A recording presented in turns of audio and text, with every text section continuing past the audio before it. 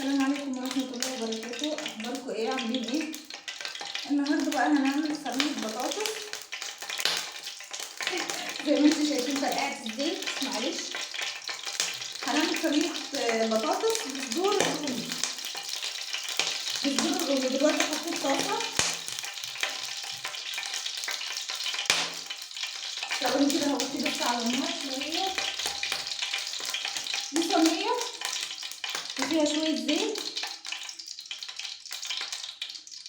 هحط فيها صدور الرومي. صدور الرومي دي كنت متبلاها، حاطه فيها بصل وخل وليمون وفلفل اسود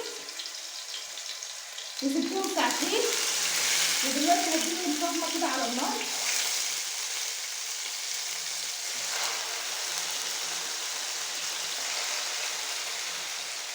زي ما انتم شايفين كده حط كل الصدور اللي عندي.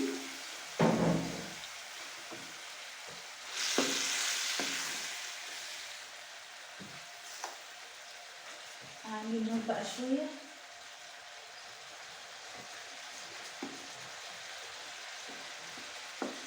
ونقلب كده.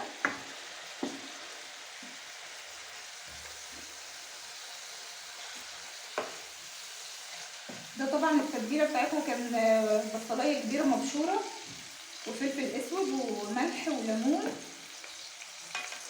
وخل، وحطيتهم مع بعض كده ساعتين لغايه ما الصدور الرومي شربت من التتبيله، وقلت هديها كده صدمه في الصينيه.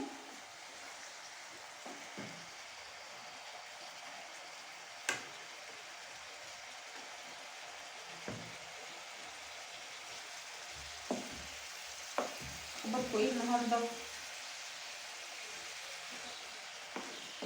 يا رب يكون الجميع بخير. هنا عندنا بطاطس متقطعه، وهنا بصل متقطع حلقات كده ومحطوط عليه فلفل، وفي عندي طماطم وفلفل اخضر. بس ايه، دلوقتي هسيب اللحمه على النار شويه ونرجع تاني نشوف هنعمل ايه.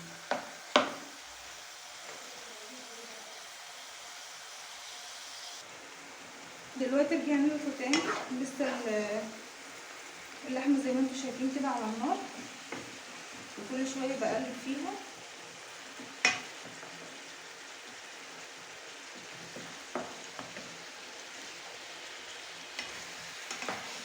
يعني لو تشموا الريحه ما شاء الله روعه.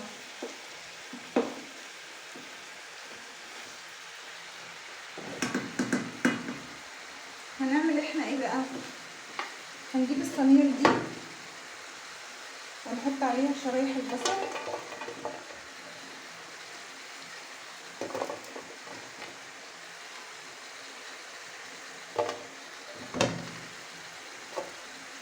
كده.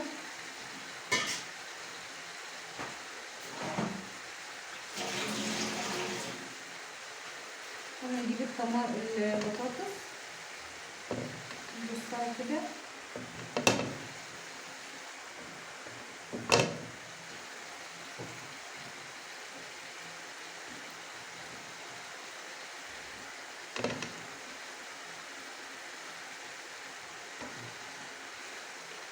يا ريت لو في اقتراحات لاكلات معينه تحبوا تعرفوها او نعملها عندنا في القناه تبعتوا لنا يعني في الكومنتات وانا ان شاء الله معلش التصوير قطع وانا بكلمكم. فكده رصيت البطاطس، وعندي هنا شويه بقى ايه طماطم.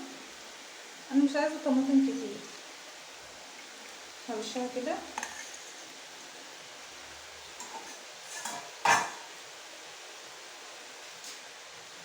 وفلفل اخضر